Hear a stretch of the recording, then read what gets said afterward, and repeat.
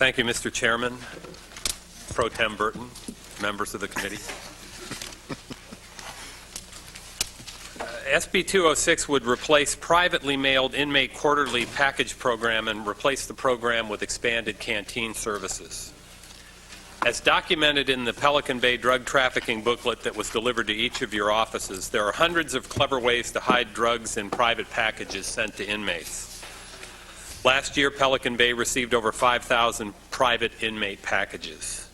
In spite of trained correctional officers with many years of drug detection experience, it's impossible to catch a majority of drugs entering the institution in this manner without state-of-the-art drug detection equipment and the use of drug dogs. In these tough budget times, those much-needed resources will not be available for some time. In the meantime, controlling the source of acceptable products and how they reach the inmate will make a huge difference to the inmate, to the inmate's family, and to the drug trafficking through packages. The witnesses here today are in a position to address those differences. This bill proposes a pilot program that will begin January 1 of 2004 and terminate in 2 years, with 2 reports to the legislature on the findings. 2 reports during and at the end of the pilot program. The sponsors of the bill believe that this is a cost-effective and modest attempt to help curb one source of drug trafficking within this one institution. With me today are Pelican Bay officers who can address how rampant the problem is and why major changes to the inmate package program should be taken into consideration and why this pilot project should be adopted. Paula Treat from the CCPOA will introduce our witnesses. Mr. Chairman and members of the committee, Paula Treat, CCPOA. With me today is Jim Dagenais. He has over 13 years experience as a correctional officer, specifically in the area of narcotic trafficking and drugs. In addition to him is Rick Newton, who is our chapter president of Pelican Bay. He has 19 years of experience as a correctional officer and has been at Pelican Bay since its inception. Jim? Good morning. My name is Officer Dagenais. There are 5 basic methods drugs are introduced into Pelican Bay. Contact visiting, mail, legal mail, packages, and vendor books. The 2 major sources of narcotics in Pelican Bay are contact visits and packages. The packages are the most challenging and difficult for us to detect narcotics in. And the reason being is there are so many clever items that they can access to put the drugs in, and it's so difficult to detect. In front of you, I believe you have a list of some of the items that they use. And if, with your permission, I'd like to just briefly go over them and explain how they do this and why it's so difficult for us to detect this. On the top of the list is Nike Cortex shoes. They've been using athletic shoes. Oh, page 2, sorry. It's on page 2. And that's a list of known areas where they smuggle narcotics into. They've been using athletic shoes for years. What they'll do it one of 2 ways. They'll take the insole and they'll carefully access that insole, and inside the shoe there are pockets in there. That's the way the manufacturer makes them, and they'll do one of 2 things. They'll either fill them up with drugs, not necessarily balloons or anything like that, just fill it up with drugs, and they'll carefully reseal those shoes. Another way they do it, and they're doing this with the Nike Cortex shoes, the back of the heel, they access the back of the heel and they can load that up with black tar heroin. They have it professionally sewed back up and they send them in. Short of us destroying the shoes, you will not detect these, and it's like looking for a needle in a haystack. The sweatpants, they've been doing this for years. They access the hem of the sweatpants or the waistbands, and you can easily hide drugs in there. Very effective way. Bars of soap.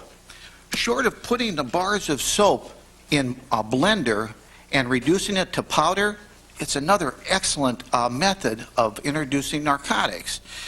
Candy bars. They've been using this for years too.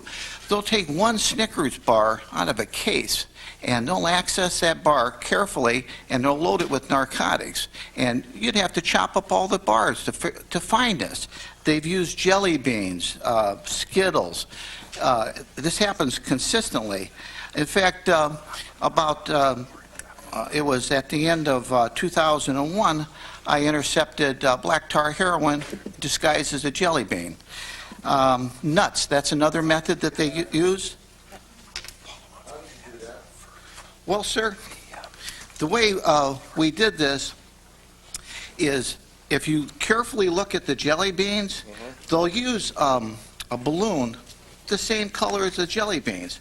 So if you look carefully, it'll have, and that's how we found it. But we had intercepted a phone conversation, and the particular lady that sent the drugs in, she sent drugs in twice.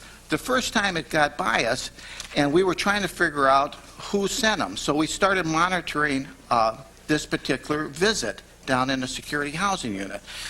This lady is trying to talk to the person, her boyfriend, to try to explain to him what to expect in his package. And she whispered, jelly beans. So naturally, we waited. The package came. When the package came, we inspected the jelly beans, and there it was, a bundle of heroin. She was an Oregon resident.